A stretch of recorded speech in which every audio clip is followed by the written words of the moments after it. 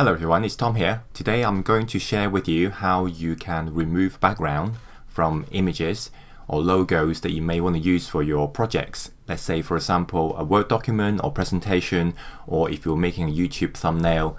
For example,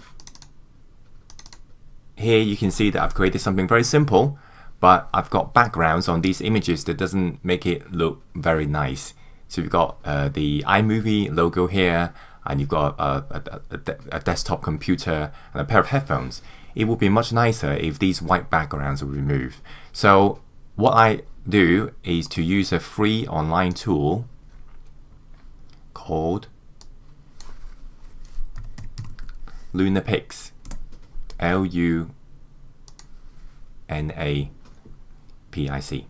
Okay, so it's free. You don't need to sign up or anything. There's no newsletter, there's no accounts. You don't need to do anything. Literally, you log on the website and you can use it. So let me quickly show you. The reason why I picked those three is because the workflow is slightly different, but it's still very simple and straightforward. So first of all, I need to upload the file that I want to do, or I want to edit. So the easiest one to do is the desktop. Upload that. You can see that the white background's there. And if you go under the edit, you see that you've got transparent background, and you can then specify what color you want to remove. Here is obviously the white, so if I click on the white, boom, it's done. So now you have the desktop, the keyboard and the mouse with absolutely nothing around it, and you can see the gray, light gray and dark gray boxes mean that the background is transparent. Next, what you need to do is to go to File and save the image. Remember, this time when you save it, make sure you save it as a PNG.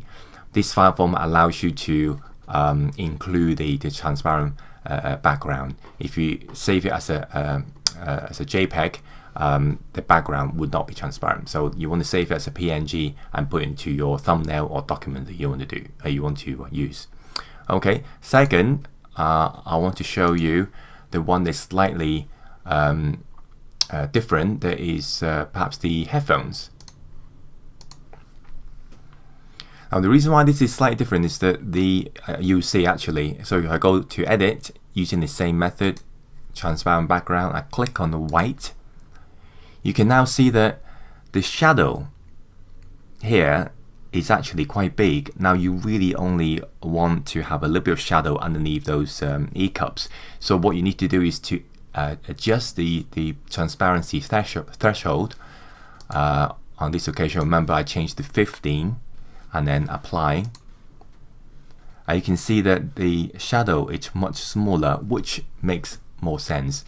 So you can do the same or similar depending on what images you're working with to get the best result. Again, once you've done that and you want to save image, and save it as PNG. Okay.